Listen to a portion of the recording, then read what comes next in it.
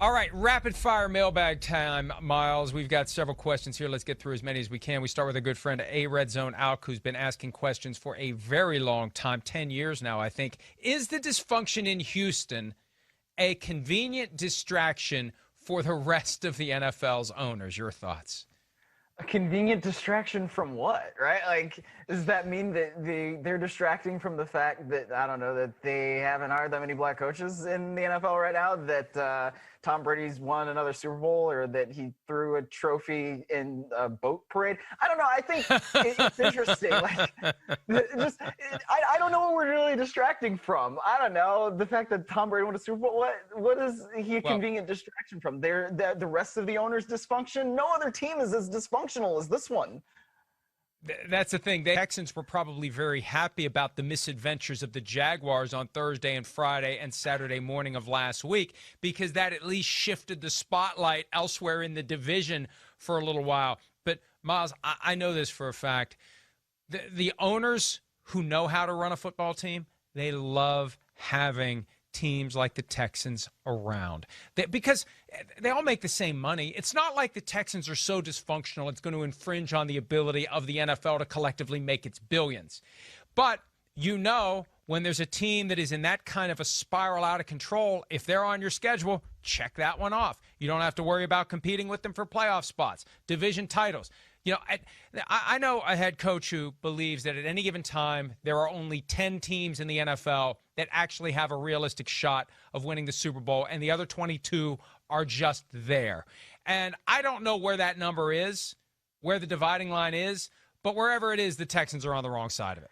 That's safe to say. And they've got company, but they're clearly on the other side of it.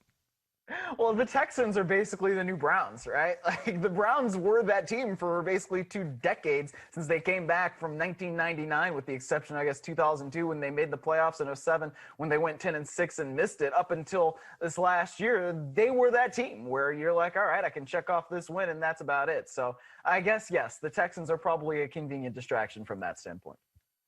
At 10 Newkirk, where is the best spot for Alex Smith? That's an interesting question, because I don't think Alex Smith is a starter anymore on a team that really wants to win a Super Bowl, right? If you're talking about there are 10 teams that can really win it and 22 are just there, then I think if Alex Smith is your quarterback, then you're probably one of the 22 teams that is just there. And I don't mean that in a bad way toward Alex Smith. Look, he is one of the best stories in the NFL last year, obviously. I mean, the fact that he was able to play and start multiple games after what happened to his leg is remarkable, but probably right where he is in Washington is his best fit, if not maybe the Chiefs' backup. I don't know, like I said, if he can go somewhere and really compete, Mike. Alex Smith isn't quite young enough to be my son. More and more players in the NFL are young enough to be my son. More and more of them are younger than my son. But every time I watch Alex Smith play, I feel the way that I did when my son was playing high school football, where I'm constantly worried that something's going to happen to him after the horrific leg injury that we saw a couple of years ago. So for me, I just like to see him retire, because it adds extra stress to the viewing experience, because I worry about Alex Smith.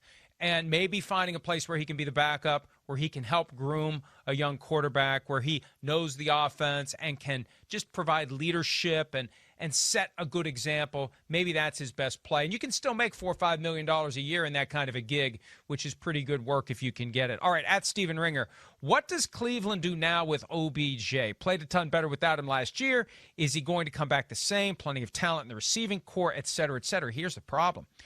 His salary becomes fully guaranteed for 2021 on the 3rd day of the league year. They can't cut him before then because of the ACL. They are strapped with his pay for 2021. Maybe they could find somebody to trade for him. But first question with OBJ, is he healthy? Exactly. So if he is healthy, and then he can go out there and actually learn the offense, because I think that was maybe the biggest difference there with the Cleveland Browns. And guys have talked about it from that team. Look, when Baker Mayfield really started to take off, yes, Odell Beckham Jr. had suffered the injury, but you also got to think about the fact that they had a virtual offseason with a first-year head coach who had never called plays for Baker Mayfield before. So you have to get to know your guys, and they didn't have the benefit of the offseason program, of mandatory mini camps, of most of what you would get from a normal training camp in order to do that. So I really think you got to roll the dice with OBJ, especially because of the injury, because of the salary situation that comes with that. I would keep him for 2021 and see if you could actually make that partnership work, Mike, because he's an elite receiver when he is right, and the Browns need that.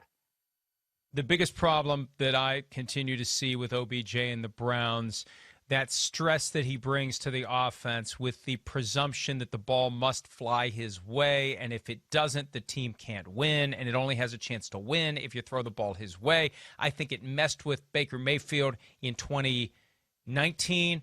I think that it was messing with the offense to a certain extent in 2020. They did get better after Odell Beckham Jr. wasn't available, and I know that multiple players weren't happy with that topic, but I think it's true. When Baker Mayfield can just drop back, go through his reads, and throw the ball to the open guy without worrying about the number of times that Odell Beckham Jr. gets the ball, the offense is better. If they can get to a point where that's no longer a topic, then Odell Beckham Jr. makes the Browns even better and puts them in position where they can get even farther in the divisional round of the playoffs. At Jimmy C, with Chris Hogan going to play professional lacrosse, are there any other players you could see crossing over to another sport at the end of their careers, Myles?